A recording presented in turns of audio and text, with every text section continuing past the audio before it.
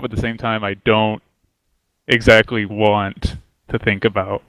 So it's like it's kind of like I kind of have come to this decision to ask for help, but it's still kind of So anyway, back in character. So I explained to him how um, back on my world of my home world of Vadia, on my family's estate, I was walking with my younger sister in our grounds when, in the kind of forested area, we noticed this shining tome.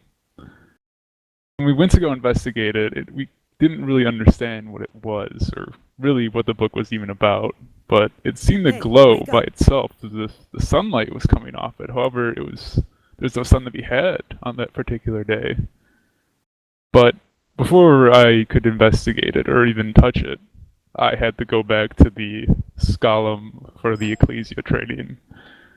So I had to say goodbye to my family and my sister and leave. However, I kind of pause and I think I don't exactly know what to say or what I want to tell them.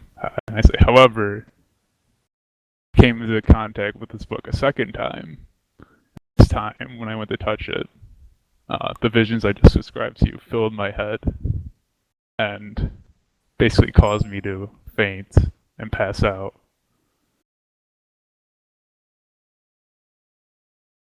And when I awoke,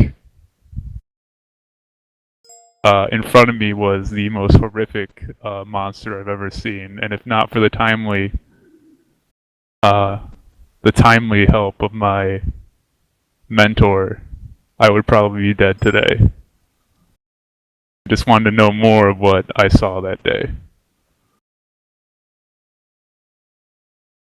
You, Hellstrom, can identify that as a lesser demon of Slaanesh. Yeah. I think I know what I'm going to say because my character, he actually is appealing to my character and if very not for well. the timely... Remember, my character seeks knowledge above all else, so right now he's expressing the same interest that my character has, not the acquisition of knowledge. So I'll go back to RP mode here. Okay. The tome you found was connected to the Lord of Excess. What appeared before you that day was likely a lesser demon of Slaanesh. I ask, how... So what could one... Romulus, you might have to help him out with this one. Okay. What could one gain from such a tome if one was to use it for acquiring power? Now, knowledge? this comes up. Okay, so basically, Yeah, your character. So how is that? How exactly you describe it? I have a question, but I don't want to get into the specifics. But I want to know what could happen to someone if they were to accept Slaanesh. You should say what would happen. You should say like what normally happens to those who sway to the Dark Lord of Pleasure's manipulations. Yeah. So that's basically what he's asking you. Okay, so you asked me like that. Okay. Yeah. I guess I have to do another check here, or this would be for occult. This would be for occult, so I'll do an occult check then against my intelligence. You'd have to work with the +4. That's 49. What's your intelligence? It's 41. Okay, plus 10 because you have the scholastic. I mean the forbidden lore. So, Hellstrom, you can recall that those who succumb to pleasure from Slaanesh usually take the forms of decadent nobles or pleasure palaces. Sometimes a person could unwillingly be seduced by Slaanesh because Slaanesh embodies lust, excess, decadence. A rich man could be swayed by more money, while a lustful man by women, whereas a decadent man just from peace. It's as though the followers of Slaanesh can become normal or can be seen as being normal, and in fact, those who follow Slanesh are some of the hardest to identify as someone of the Inquisition. However, usually they would be found in the most highest places of political secret societies that are shared between nobles. There's no real way a lowborn can become a servant to Slanesh and not be living or corrupted.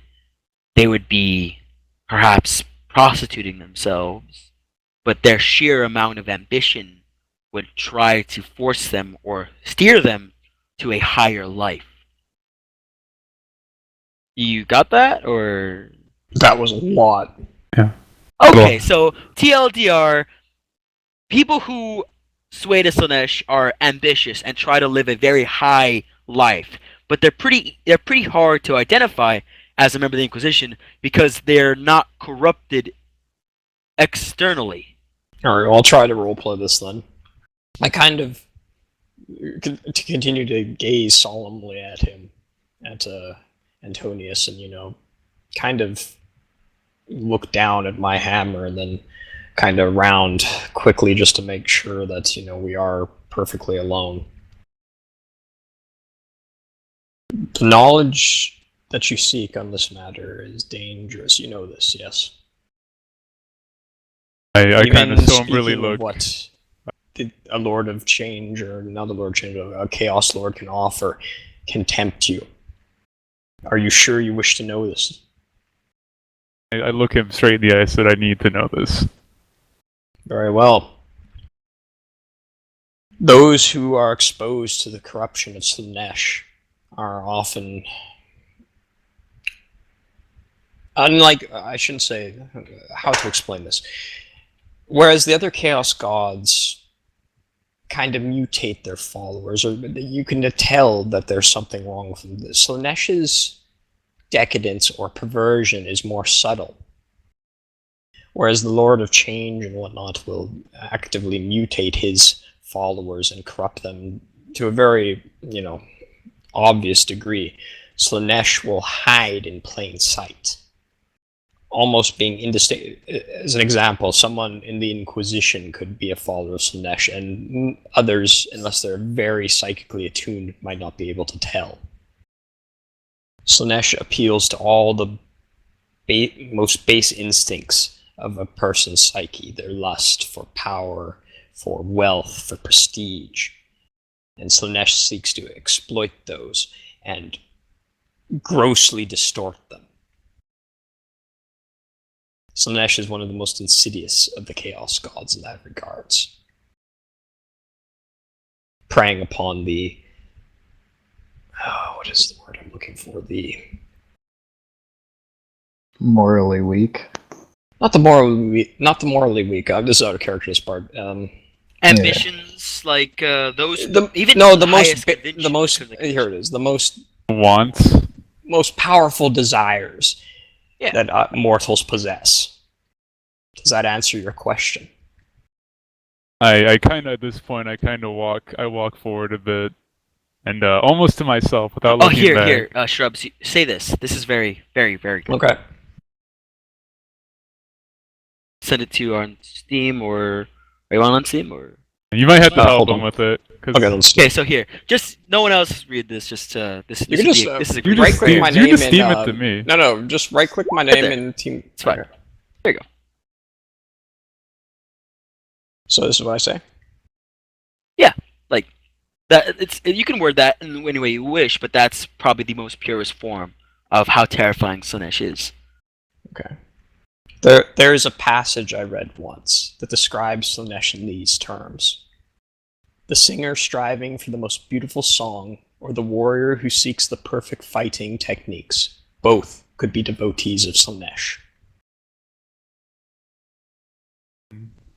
I try to take this in without looking at him. I take a few steps forward on the trail, kind of in front of him, without turning around.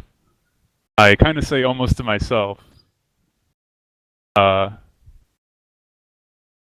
my parents died, I'll start with this one. Before my parents died, thinking back on my childhood,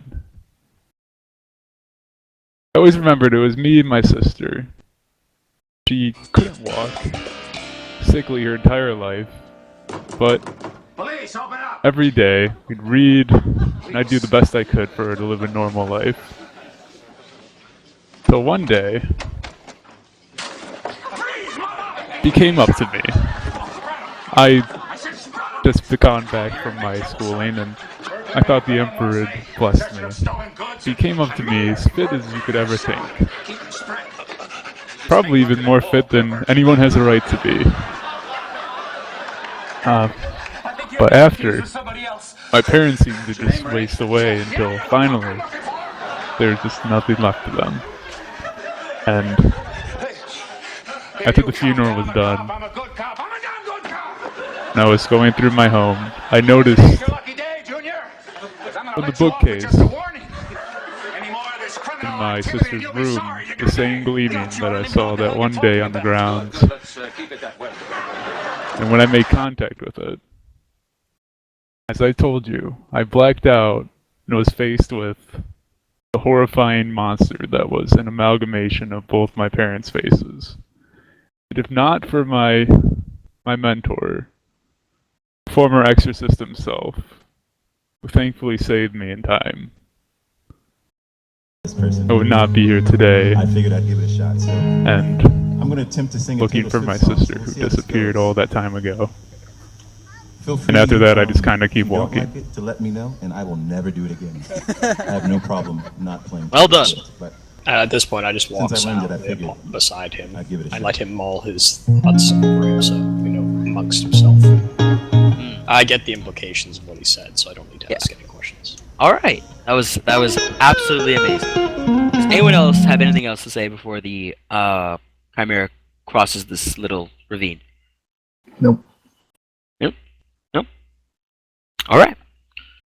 So the Chimera goes over the peak and is finally get on flat ground. And so there's a couple of swaying branches and overturned trees around this area, and it just looks like something awful has gone through here and destroyed quite a lot of the local flora. Oh dear. I would like to make a perception roll as I can see this damage. I'd like to inspect I'll it further. take one as well. Good. That should be well within reach. Okay. Because, let's see, my perception is 31, I think, or something like that. And I have plus 20 for my awareness bonuses. So it's a 19. Guys, perhaps Fine. you'd like to maybe sort of say, are you looking for a specific smell? Maybe a sight? Gaius like- or me? Portman. Barman. Guys. Because Gordius might see something, but maybe he might not be able to identify what that is with maybe a bit of help he could. Should I do a Cinescience test as well? I don't see why not. It's up to you. Are you looking for a certain something, Gordius? I just noticed that there's these large track of destruction. It looks like something quite large went through here. As I continue glancing about at the underbrush. That roll would be a 38. Helstrom, you detect no psychic energies. However, you do detect the very massive biological energy that goes down the path, and it's sort of stopped right now. And Gordius, you see down the path is something gray and hulking. Meanwhile, Portman is the stench of a very foul beast. Guys, there's a really large, big, gray thing down that way. And it smells. Oh, I don't know. It smells important. Something's not right about man, this. does it smell? It smells worse than Gallus. Oh, that's hard. Is that in character?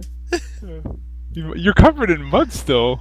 There's got a point. That would actually probably start stinking by now quite a bit, so. Anyways, down the hill, you notice... not down the hill, but down this little pathway, you notice the Chimera sorts of has to pull up to it, and then stops. And the Chimera does like a quick vibration, and it's still. Oh, God. And the sort of hooves upon hooves Start.